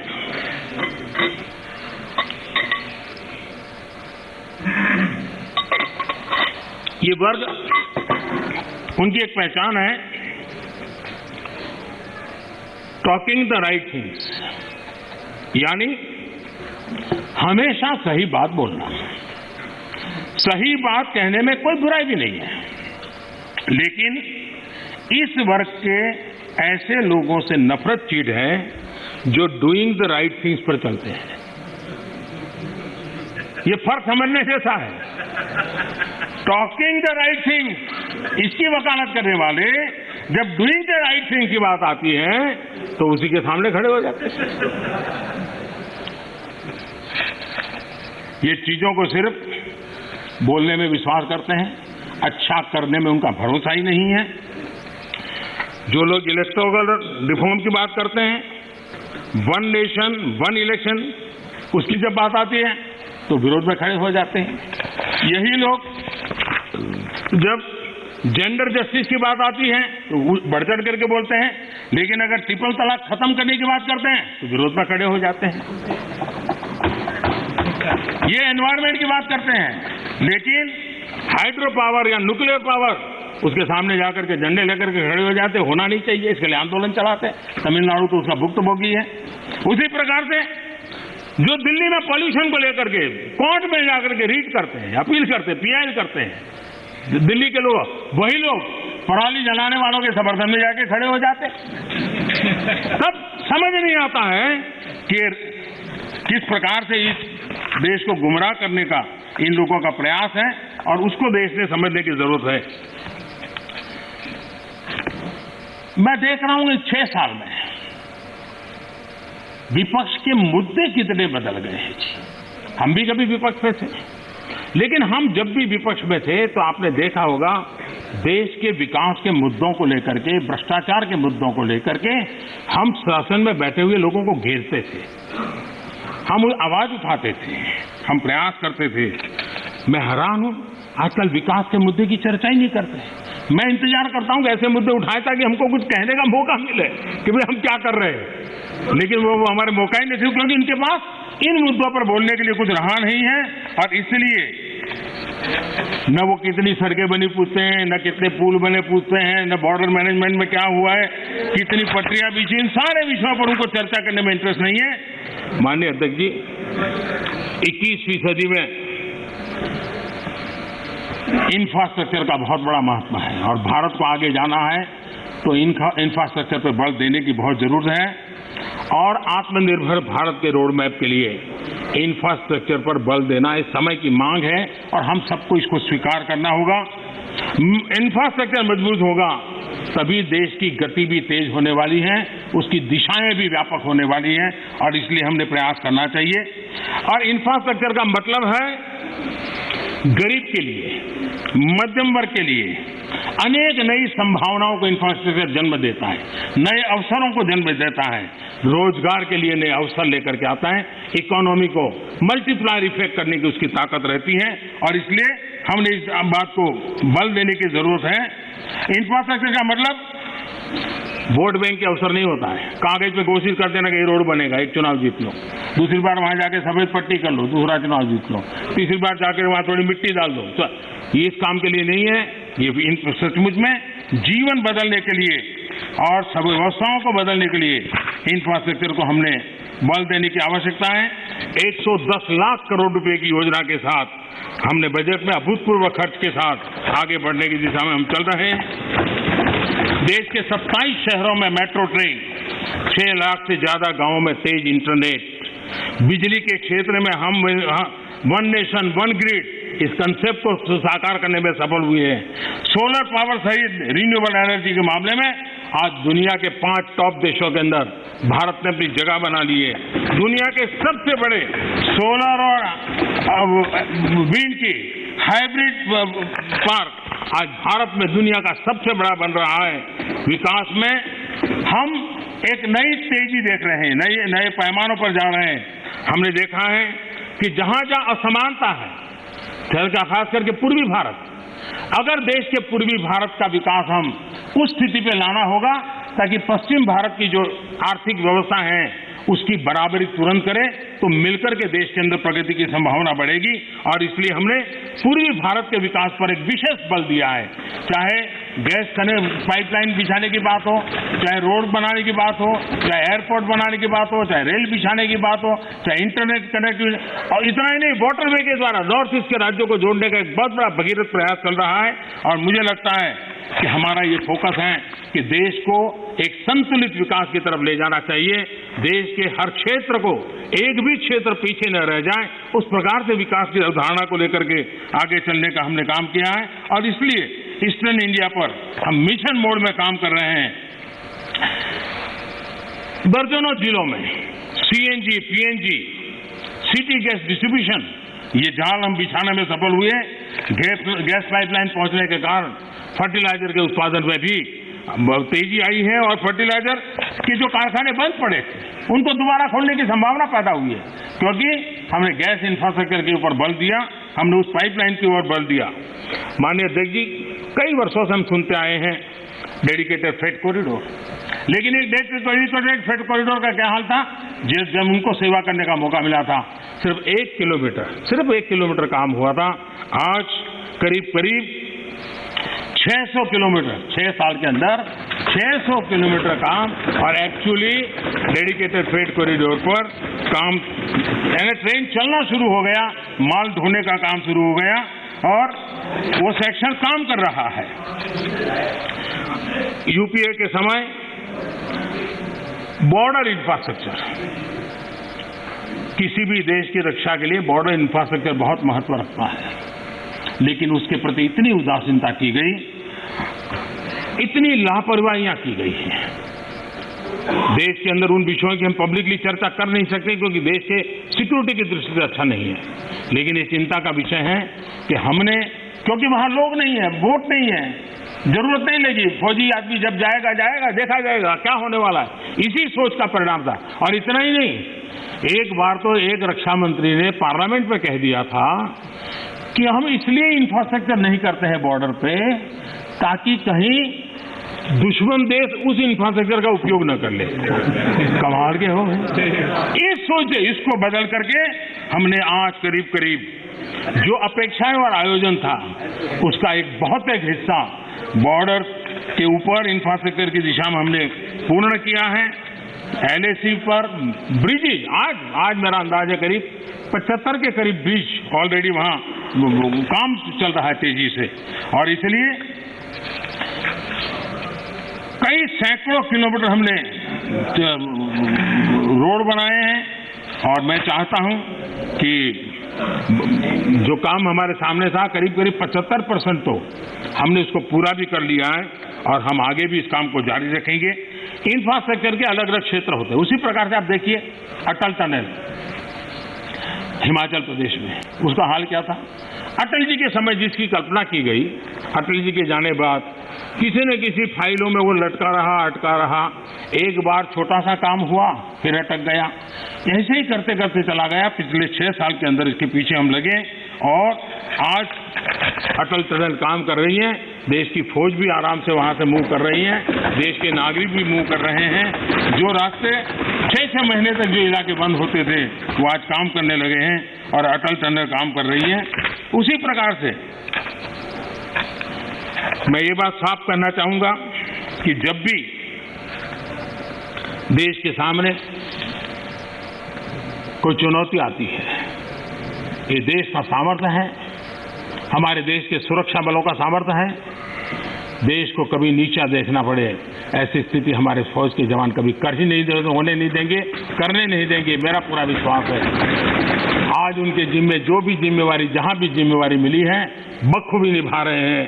प्राकृतिक विपरीत परिस्थितियों के बीच में भी बहुत मुस्तैदी के साथ निभा रहे हैं और हमें हमारे देश की सेना पे गर्व है, हमारे वीरों पर गर्व है, उनके सामर्थ्य पर हमें गर्व है और देश हिम्मत के साथ अपने फैसले भी करता है और हम उसको आगे भी ले जा रहे हैं। मैंने कभी एक गजल सुना था, ज्यादा तो मुझे इसमें रुचि नहीं है, मुझे ज्यादा आता भी नहीं है, लेकिन उसमें लिखा था, मैं जिसे ओढ़ता बिछाता हूं, मैं जिसे ओढ़ता बिछाता हूं, वो गजल आपको सुनाता हूं। मुझे लगता है ये जो साथी चले गए, वो जिन चीजों के अंदर जीते हैं, पलते हैं, वो वही सुनाते रहते हैं जो उनके कालखंड में उन्होंने देखा है, जो उनके कालखंड में उन्होंने किया है, उसी को वो कहते रहते हैं। और इसलिए मैं समझता हूं कि हमें अब चलना ही होगा, हमें बड़ी हिम्मत के साथ आगे बढ़ना ही होगा। और मैंने कहा, पोस्ट कोरोना एक नया वर्ल्ड ऑर्डर जब हमारे सामने आ रहा है, तो भारत ने कुछ नहीं बदलेगा कि मानसिकता छोड़ देनी होगी। ये तो चलता है, चलता रहेगा, मानसिकता छोड़ देनी पड़ेगी। 130 करोड़ देशवासियों का सामर्थ्य लेकर प्रॉब्लम होंगे, अगर मिलियंस ऑफ प्रॉब्लम है तो बिलियंस ऑफ सॉल्यूशन भी है। ये देश ताकतवर है और इसलिए हमने हमारी संवैधानिक व्यवस्थाओं पर विश्वास रखते हुए हमने आगे बढ़ना होगा और मुझे विश्वास है कि हम इस बातों को लेकर के आगे चलेंगे। ये बात सही है कि मिडिल मैन कल्चर खत्म हुआ है, लेकिन देश का मिडिल क्लास जो है उसकी भलाई के लिए बहुत तेजी से काम हो रहे हैं, जिसके कारण देश को आगे बढ़ाने में अब जो मिडिल क्लास का बल्क है वो बहुत बड़ी भूमिका अदा करने वाला है और उसके लिए आवश्यक जो भी कानूनी व्यवस्थाएं करनी पड़ी वो कानूनी व्यवस्था भी हमने की है। माननीय अध्यक्ष जी, एक प्रकार से विश्वास के साथ एक प्रगति के वातावरण में देश को आगे ले जाने का निरंतर प्रयास चल रहा है। मैं राष्ट्रपति जी का हृदय से आभारी हूं कि अनेक विषयों पर उन्होंने स्पर्श किया है। जिनका राजनीतिक एजेंडा है वो उनको मुबारक, हम देश के एजेंडा को लेकर के चलते हैं, देश के एजेंडा को लेकर के चलते रहेंगे। मैं फिर एक बार देश के किसानों से आग्रह करूंगा कि आइए टेबल पर बैठ करके मिल करके समस्याओं का समाधान करें। इसी अपेक्षा से राष्ट्रपति जी के भाषण को राष्ट्रपति जी का धन्यवाद करते हुए मैं अपनी वाणी को विराम देता हूं। बहुत बहुत धन्यवाद। धन्यवाद। प्रस्ताव पर अनेक माननीय सदस्यों ने नो क्लेरिफिकेशन, इसमें क्लेरिफिकेशन नहीं होता है। आप सीनियर मेंबर पार्लियामेंट है, इसमें क्लेरिफिकेशन नहीं होता है। धन्यवाद प्रस्ताव पर अनेक माननीय सदस्यों ने संशोधन प्रस्तुत किए हैं। मैं सभी संशोधनों को एक साथ सभा के मतदान के लिए रखता हूं। प्रश्न है कि धन्यवाद प्रस्ताव पर प्रस्तुत किए गए सभी संशोधनों को स्वीकृत किया जाए। जो सदस्य पक्ष में हाँ कहें, जो सदस्य विरोध में ना कहें। मेरे विचार में निर्णय ना वालों के पक्ष में हुआ, निर्णय ना वालों के पक्ष में हुआ, सभी संशोधन अस्वीकृत हुए। अब मैं धन्यवाद प्रस्ताव को सभा के लिए मतदान के लिए रखता हूं।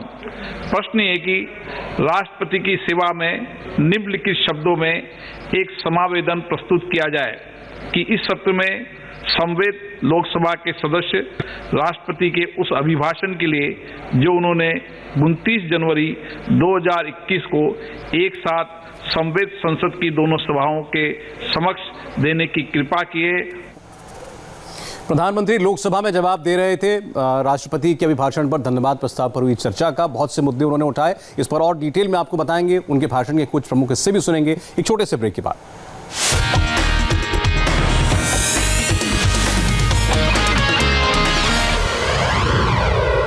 इस कार्यक्रम के प्रायोजक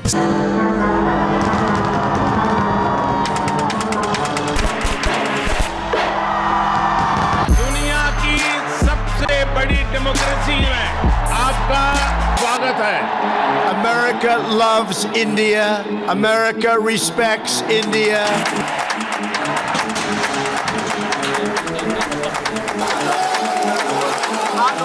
और साथ ही मैं आपको बता दूं, गिनी चुनी महिलाएं यहाँ पर है।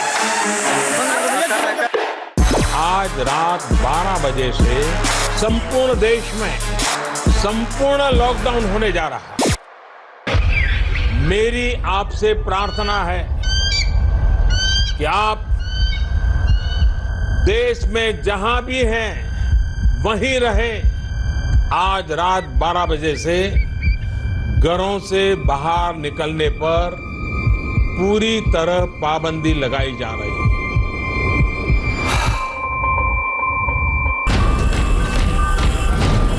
आपको आपके स्थान तक छोड़ा जाएगा, कृपया परेशान मत होइए।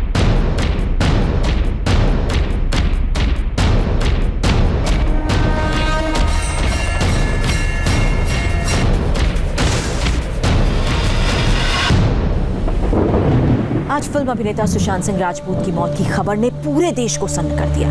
सबके मन में यही सवाल है कि सुशांत की जिंदगी ऐसे मोड़ पर क्यों खत्म हो गई जब उनका करियर शोहरत की बुलंदियों को छू रहा था।